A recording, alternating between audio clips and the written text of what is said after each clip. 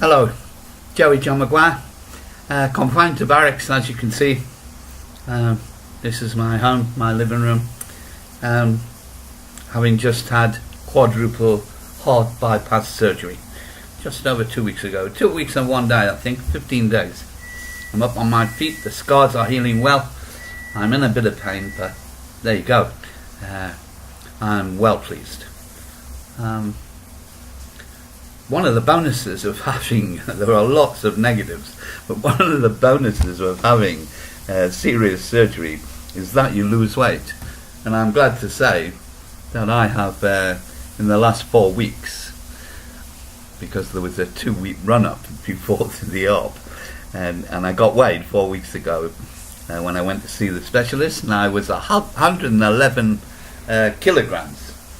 And since then, which is a month ago, I am now weighing in at 97, and that's quite amazing. And let me tell you, I needed to lose the weight because I'd stacked it on since my first heart attack 8 years ago. Anyway, too much information. Glad to recite the third of today's poems, written in the early hours of this morning. It's called "The Best of the Rest That's Left."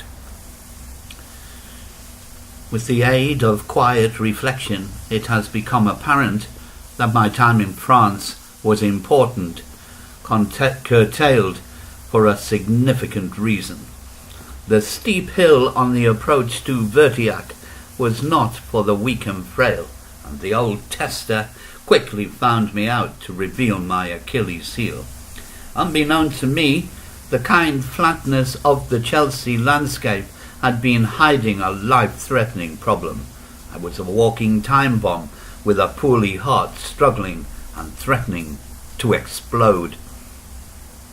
Despite my courageous endeavors, my sufferance and endless tears of emptiness, those years spent clawing myself back from the mire seemed somewhat in vain, as my past, old faithful misery itself, had decided to raise its ugly head again, just as my years in purgatory had begun to fade and were about to morph into the smile of contentment.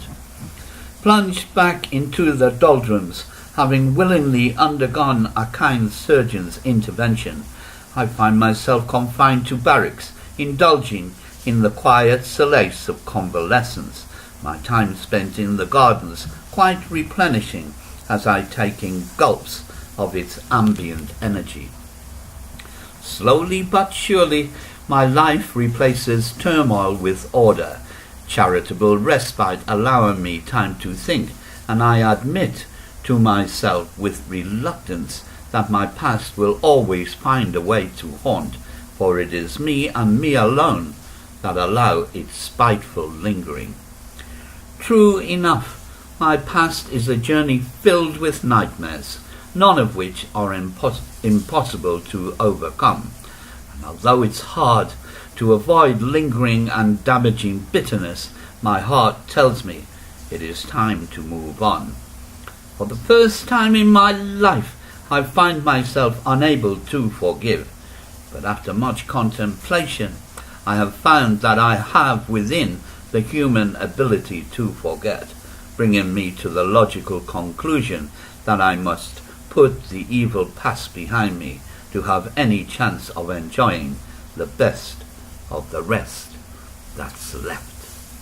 Joey John Maguire. Hey, it's a brand new day.